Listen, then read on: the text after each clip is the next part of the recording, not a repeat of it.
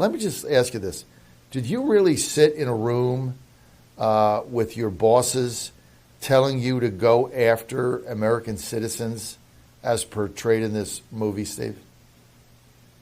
I did. You're talking about the scene that sort of dramatizes my experience with my supervisors. It really was a terrifying conversation I had. It was about 2 hours. There was actually 2 executives in the room with me, and they tried to compel me to essentially violate my oath of office. I had my concerns that we were violating the FBI's or departing from the FBI's policies when it came to carrying out our investigations, and I was concerned that there was an unnecessary risk involved. We were sending a SWAT team to arrest a gentleman who had pledged to be cooperative.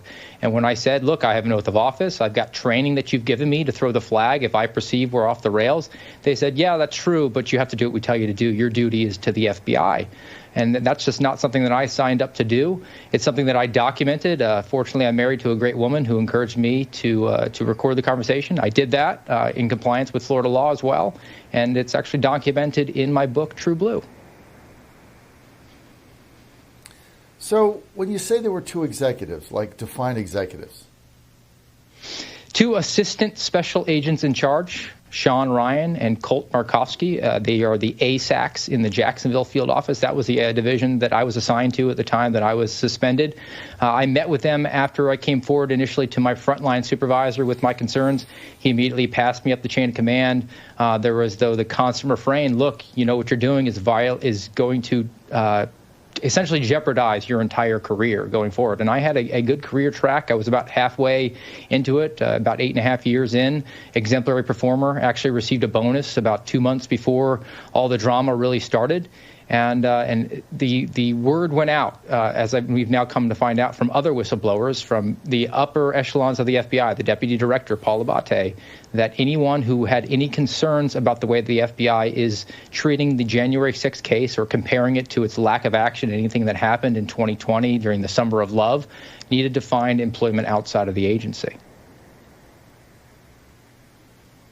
So why did they want you to go in with a SWAT team when the gentleman that you were tracking was cooperating with you? Like, what was their objective?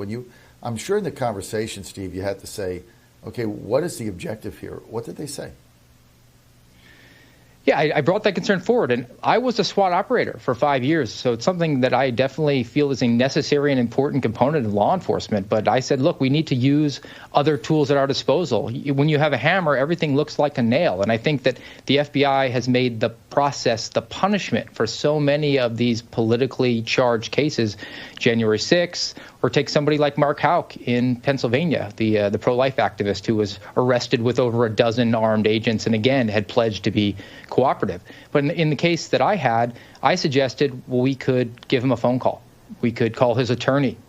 We could send a local law enforcement officer or somebody in a uniform who he would recognize from his community.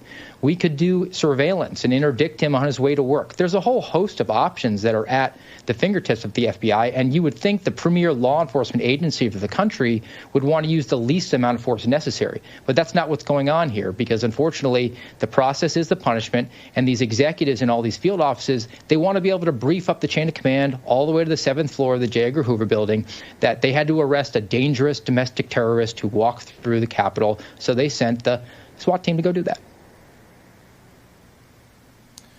What is their overall objective here? I mean, they've turned the FBI into basically a tool of the current regime, and they weaponized it. People that have gone up the ranks, I mean, they went through the training and they have an oath of office. What is their ultimate goal here, Steve? Well, I think the ultimate goal has always been, especially in the last, since September 11th, the last 2 decades, the FBI has evolved from law enforcement to intelligence collection. And I like to refer to it sort of jokingly as a trans intelligence agency. It still kept the bulge. That's the gun and the badge. So the force, the threat of force is still at its fingertips, very much like a Stasi or a KGB, which is very atypical, especially in this country. We do not have that history where there's a secret state police that operates within our borders. But the FBI has taken on that role all too willingly.